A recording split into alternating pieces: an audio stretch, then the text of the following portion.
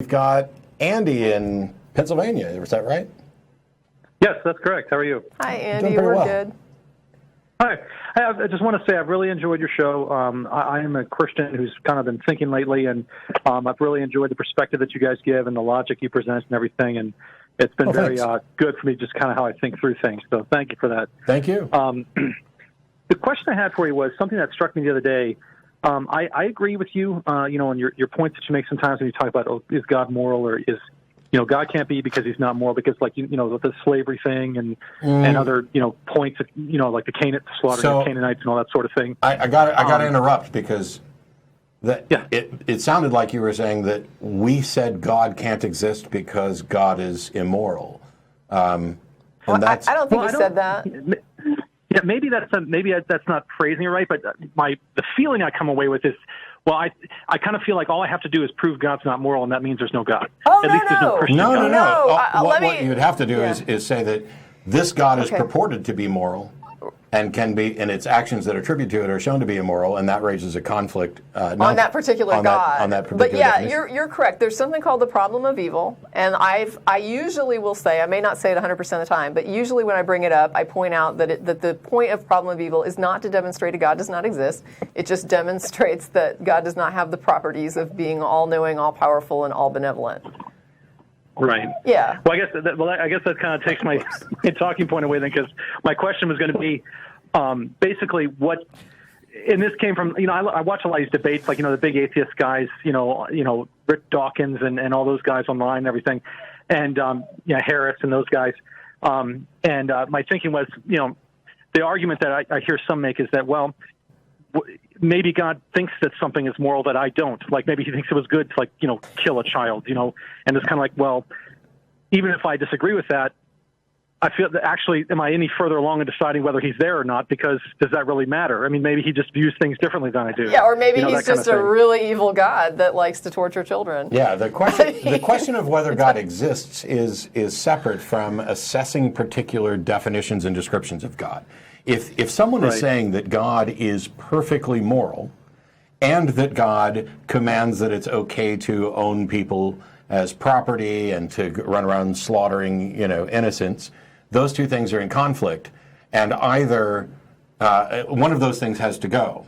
I don't believe in God because there hasn't been sufficient evidence to support the claim. I remain unconvinced that any God being exists. Right. Well, this wasn't my purpose for calling, but can I ask you one quick follow-up question to that point then? Sure. It is, and this is something else I've kind of thought about lately, is how do I approach this question? Because I know based on listening to you, I take it that you kind of approach it from, we're starting with a zero, like there is no God, no assumptions about anything, and you make a claim, you tell me what your support is for that. And then the question, though, is that because, a God situation, you may never be able to 100% prove something. Okay. So is it more appropriate to say, okay, I'm going to assume nothing and only believe what I can prove, kind of the scientific approach? Or do I say, I'm going to look at all the options, and whichever one seems most likely, I'm going to go with it? Well, let me ask you this. Now, here's something that I sometimes bring up to people. We're very, very fortunate to have the luxury of not having to believe things without sufficient evidence. Most times in our lives, we're not pressed to make big life-altering decisions without sufficient evidence, right? There's sometimes when we do, and we like to sometimes use the jury trial example. And I always say that is the worst position to ever be in, to have to make a decision about what you think happened. When you're given limited evidence, it might actually even be limited by law. Like maybe there's other evidence that could change your mind, but you're not even allowed to see it, right? For some reason. Right. It was illegally obtained or something. So you don't even know that what you're seeing is the full body of evidence or all the evidence that might convince you. And you're asked to make a decision about someone's innocence or guilt in a situation where people's lives might be on the line. That is a horrible, horrible situation for people to have to be in. Anytime you have to make a decision and there is insufficient evidence and you are forced to decide, that is a horrible situation to be in. My question is, if you weren't put in that situation by something like a courtroom, why would you put yourself in that situation? Well, I think it's just because of for me, it's because of the implications. I mean, and I completely agree with your point because I've also thought the same thing. It's like I have the luxury of having more information at my fingertips than most people throughout history have. I mean, what if I was like a serf in 7th century England who lived to be 30 years old and never had schooling at all? So, but what are the implications? Make any of these decisions? What are the implications So I'm not saying that you don't have to, that there's not compelling cases with which to make some sort of decision. There's two problems here on the God thing. Number one, I have seen insufficient evidence to warrant a conclusion that a God exists, or that a God could possibly exist, or likely to exist, or is more likely than an alternative. And yet you seem to think that God is more likely than an alternative based on information. So we're already on different footing there. But this isn't just, either a God exists or doesn't. You talked about the potential consequences. Well, which consequences? Because, for example, if you're worried about your afterlife, well, that's only a consequence. That's only a consequence. I'm thinking about, That's only a consequence. That's only a consequence. If there's an afterlife. If you presuppose that there's an afterlife. Yeah. What reason do you have to think there's an afterlife? I guess just because that's what I've always been told. Yeah. And so if it turns out that this life, which we know we have, is the one and only life, then it would seem to me that the better way to make decisions would be to make decisions that affect this life and not some proposed afterlife. Because if you go down that route, are you trying to find your way into the best heaven or avoid the worst hell? Right. No, I see what you're saying. I always use the threat of hell and afterlife, especially a negative afterlife, as that sort of, I describe it as somebody on a used car lot, right? And you're buying a car, and the guy says, I want to get you in this car today. And you say, you know what, I'm going to go home and think about it. And he says, well, we've had 3 couples in here already looking at this car. In fact, I think one of them might be in the back talking to my manager about it right now, trying to make a deal. So they put this pressure on you, right? So it's like, here's this decision that you really aren't, you wouldn't think of as a pressured decision. You'd like to take your time because you're going to put thousands of dollars down on this, or potentially tens of thousands of dollars.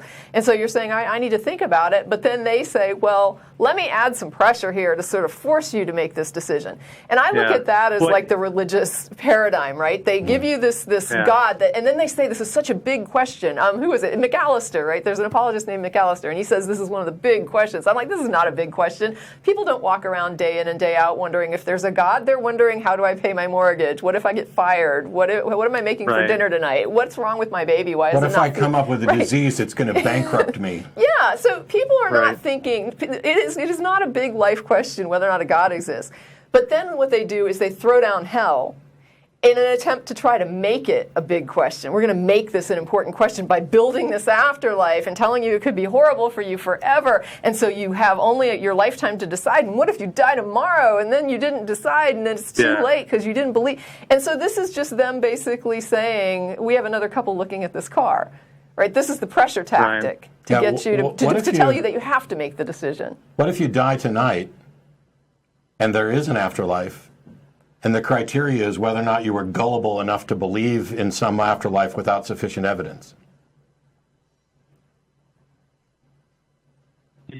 What do you mean? He's asking, what if that's the filter? That if you believed it and there wasn't sufficient evidence, then you go to hell. Yeah, what if this is a test on whether or not you are especially gullible? Whether I would swallow it hook, line, and sinker. Yeah, I guess then I'm in another bad spot. Yeah. But it's funny that you said that though, because that's actually, I was talking to my mom about this process I'm in right now, and that's one of the things she pulled out is, what if you're wrong? What about Pascal and the whole thing? Yeah. So yeah, Pascal is awful. I look at that, and the thing that gets me is they try to portray it as, if you believe and it's wrong, what have you lost? And I'll tell you what, when I was a devoted Christian, I had my whole life sunk into that religion. I mean, if I'd have kept on with that until the day I died, I would have lost my entire life to it. So it's a bunch of crap when they say, if you believe and you're wrong, it's nothing. It's just like the first caller we had. You may not have been able to hear that call, but there was a caller that called first. And basically, he's faking believing to please his family. It means he's going to church every Sunday. This is a person who's investing, and he doesn't even believe.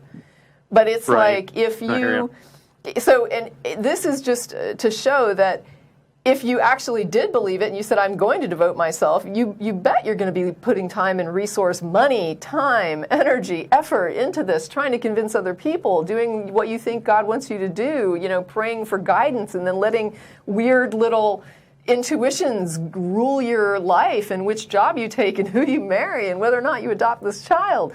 I mean, there are people who have huge life decisions based on these things that they believe about their religion. It's gigantic. The cost like whether or not we take our kid to a doctor or I've made those types of decisions myself. Yeah. So I mean, it's not no cost to you if you believe in it and it's not true. There's a huge cost if you believe it and it's not true. You've basically given your life over to something that is incorrect. Well, yeah, that's the cost. It's one of the many costs. It's huge. If you believe it and it's not true, that means you spent your entire life believing a lie, which prevented you from accessing what is actually true about reality. But also devoting yourself to that and letting it guide your life. Yeah. Yeah. Right. Instead of owning living your own life. I completely agree. Because, like one of the things, and this is the last thing I'll say because I know there's probably not much time left, but one of the things that's interesting is, one of the Christian things, they always say, well, if you believe, you'll truly be free. The truth will set you free. But I personally kind of think, I'm actually, if I didn't believe, I'll be more free because I can kind of just feel okay, I'm free to pursue what I want and not have the constant thing, constantly asking myself, well, is this what I should be doing? And always having that kind of hanging over my head. Yeah, you're not having to double check all the time to see what you're supposed to want. And what you're supposed to have for your life. But the thing is, if you go off and do that, you're the evil sinner that just doesn't want to be responsible to God. Yeah, the example that I've used before, when I talk to college students, which would make you happier? To have the state assign you your major and your job? To have your parents decide your major and your job and who you marry? We would rebel against those choices and being made for us in almost every other circumstance, and yet religions, particularly Christianity, have this idea that God has a plan for your life, and if you're not living up to God's plan, you are a failure. And that is that is abuse. But more importantly to me is, when did it become a sign of being personally irresponsible to say that you want to take responsibility for your own life? Yeah. Seriously, is that not backward? Yeah. I mean, it does seem that way. Yeah. Hand your life over to God and you're taking responsibility. Yep. That's just assigning it off to somebody else. Yeah. Something else. Just fill in the blank. Yeah. Yep. Well, thank you guys very much for everything you do. I appreciate it. Appreciate your show and your thoughts and everything. And please keep at it. Thank you for your call. Appreciate it.